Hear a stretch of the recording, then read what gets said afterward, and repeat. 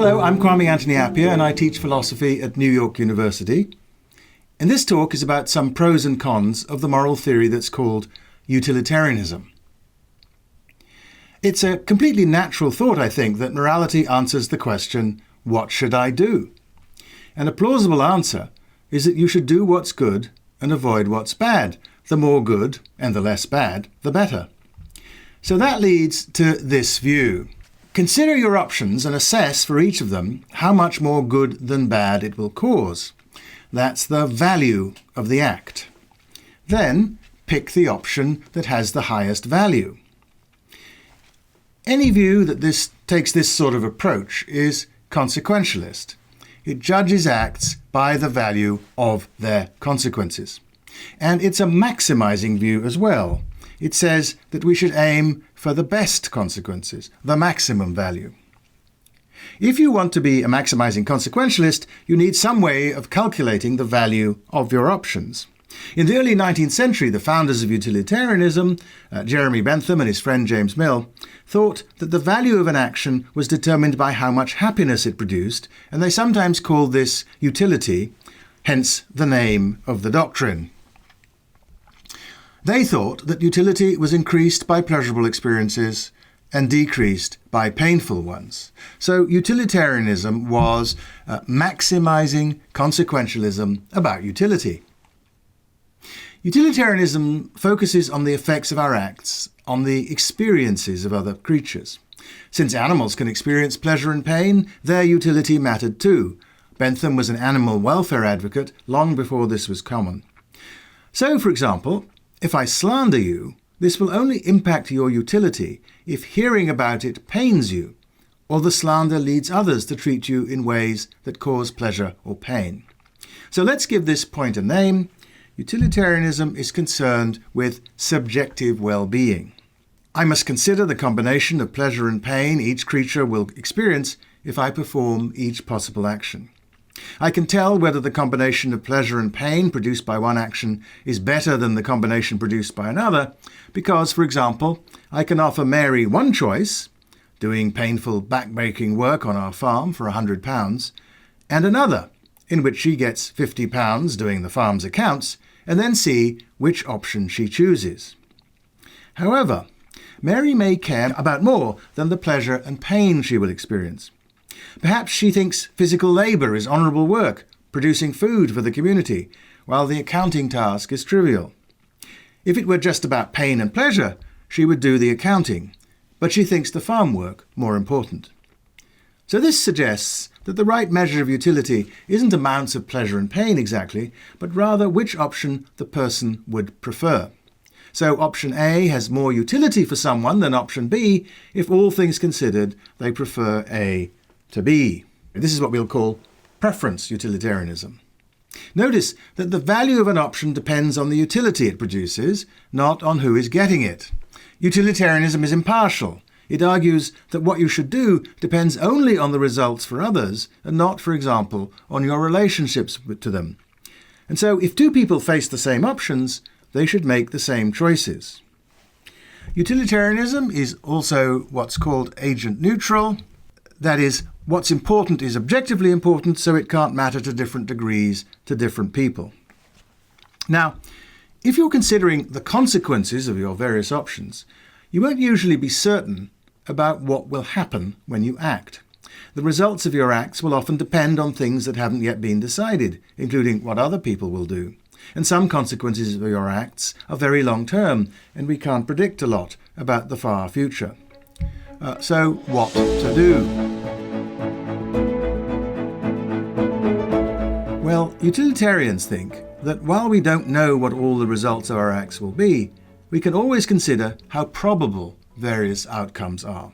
As a result, they think we should be guided by what's called the expected utility of our actions. To calculate the expected utility of an act, consider all the possible outcomes and multiply the utility of each outcome by its probability.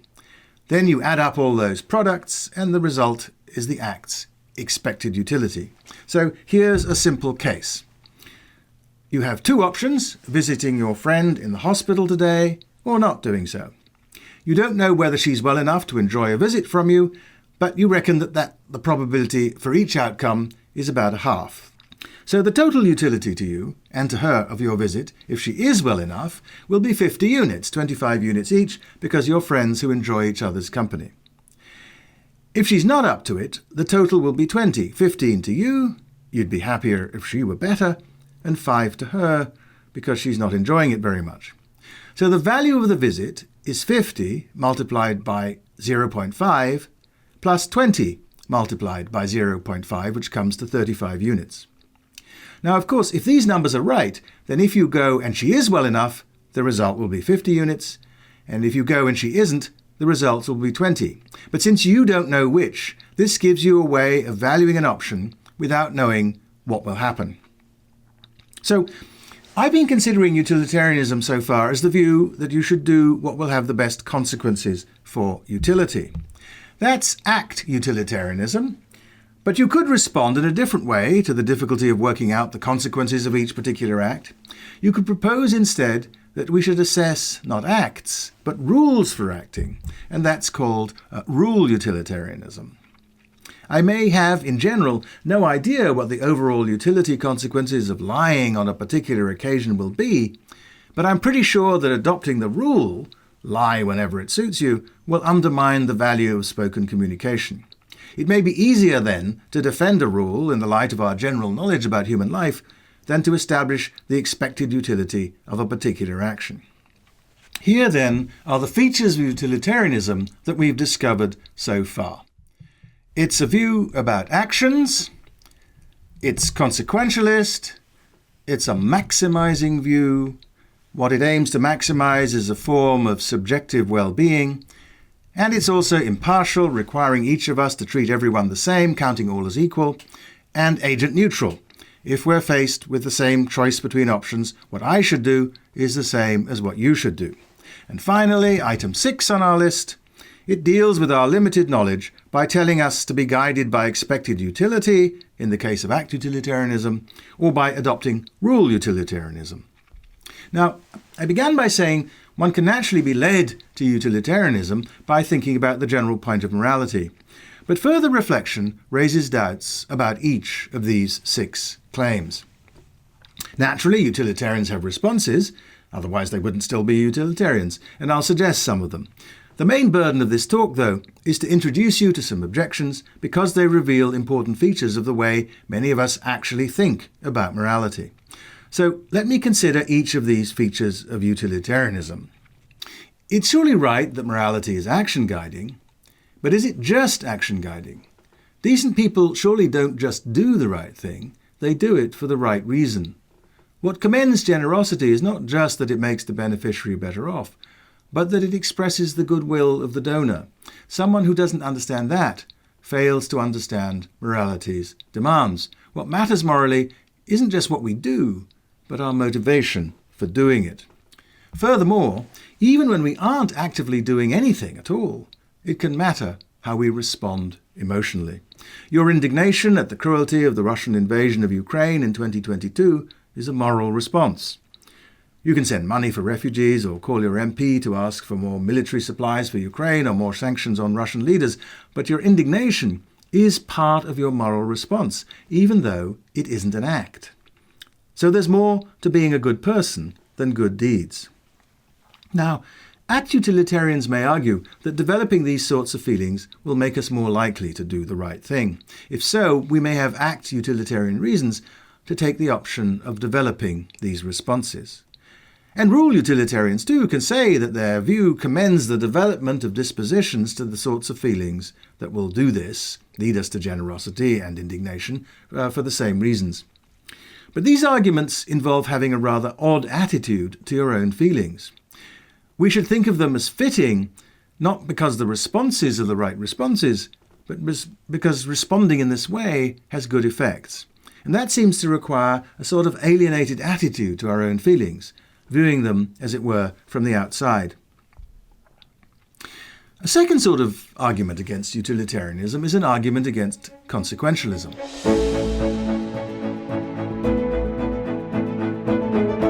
The The word consequentialism was actually coined by the English philosopher Elizabeth Anscombe in the 1950s to criticize the view that in acting we should consider only the consequences of our acts.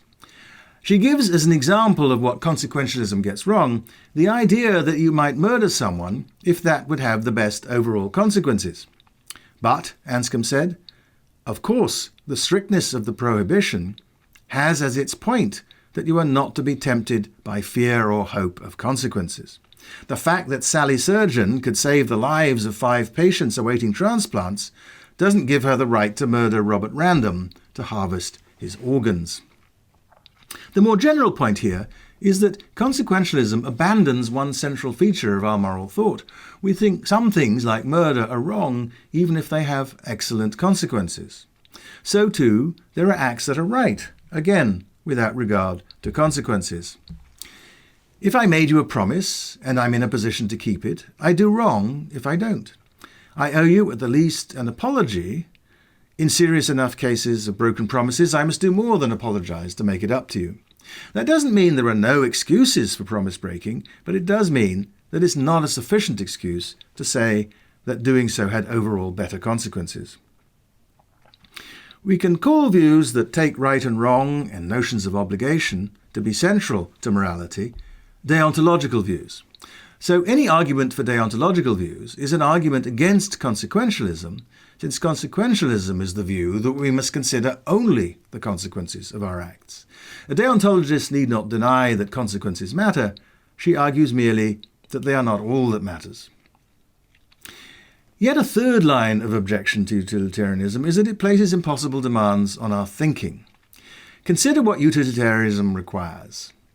Find all your options, consider the possible effects of each option on every sentient being, assign each possible effect a probability, multiply this by the value of that effect, sum the results for each option, and then identify the option with the highest total value, and do that. But isn't that basically impossible, even in the simplest case? Identifying all the options is already incredibly hard. Try cataloguing all the things you could be doing right now. And even if it were true that the best thing to do would be to do the thing that had the highest expected utility, getting from that view of value to practical advice about how to act now looks impossibly hard. There is, in any case, a general feature of our moral thinking that runs against maximizing. It's the fact that there's a difference, we think, between what we ought to do and what it would be best to do. Some acts go above and beyond the call of duty, and the technical word for that is that they are supererogatory. Usually we think that our duty is not to do the best thing. What people deserve from us is not the best we can get for them, but enough for a decent human life, for example. Helping someone get more than that, once we've given everyone what we owe them, is great, but it's not required.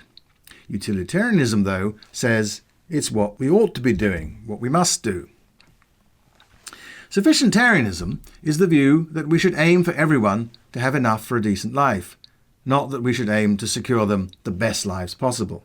If sufficientarianism is right, and if more generally there are supererogatory acts, the maximizing aspect of utilitarianism is a mistake. Here's a fourth challenge. Utilitarianism focuses on the effects of our actions on the experiences of other creatures. But if that were all that mattered, the best world would be a utopian version of the Matrix, in which everybody's plugged into a machine that erases the memory of their life outside and feeds them a fake life of beautiful experiences. Maybe some people would accept this deal, but many philosophers think they would be making a mistake. And there are simple cases that make this focus on how things seem look wrong. If all that matters is subjective experience, it doesn't matter if your spouse is unfaithful as long as you never find out. But who wants a spouse that thinks like that? And speaking of spouses, in considering what we owe morally to our families, there's a line of argument against both the impartiality and the agent neutrality of utilitarianism. For surely treating my spouse better than yours, partiality to my own family, far from being incompatible with morality, is required by it. Value, when you're looking at consequences, looks like it's not agent neutral, but agent relative. I've already mentioned some difficulties for the way utilitarians respond to the epistemic challenges mentioned in the sixth feature of utilitarianism, but I've left one large challenge until last. It seems very unlikely that there are ways of measuring value that could serve the functions that utilitarianism needs it to, because even if I can rank all the effects on you in terms of their value, identifying them then with what you prefer, there doesn't seem to be any good measure of value that allows for effective comparisons between individuals. Take the choice I mentioned earlier between back-breaking work for £100 versus less painful work for £50. Now suppose the choice I have to make isn't which to offer you, but how to divide the tasks between two people with different psychologies. I can't rank these options by asking which each prefers. Maybe they both prefer the same one. So I'm forced to ask which brings more utility. But I've no idea how to look into two minds and make that comparison. Now there are proposals out there as to how to do that, and discussing them would pretty quickly get very technical. But the standard ways of measuring preferences only allow you to make comparisons of options for a single person, and so they make interpersonal comparisons of utility impossible. I suggested that utilitarianism was something you could get to by a natural line of thought. But once you make explicit all that it requires, it doesn't look so natural. Action isn't the only thing that matters, nor are consequences. We're sufficientarian. We believe in supererogation, so we don't think everything is about maximizing. We think that what's really going on matters, as well as what we believe is going on, so we care about more than subjective well-being. We approve of partiality and agent relativity, and we deal with the limitations on our knowledge in contexts where calculating expected utility looks impossible. Finally, it's hard to come up with a measure of utility that allows plausibly for interpersonal comparisons. So even though there is a natural line of thought I began with that leads to utilitarianism, there are many problems once you try to implement this idea. Of course, lots of lines of defense have been offered to defend the spirit of utilitarianism. As often in philosophy, things turn out to be more complicated than they first appear.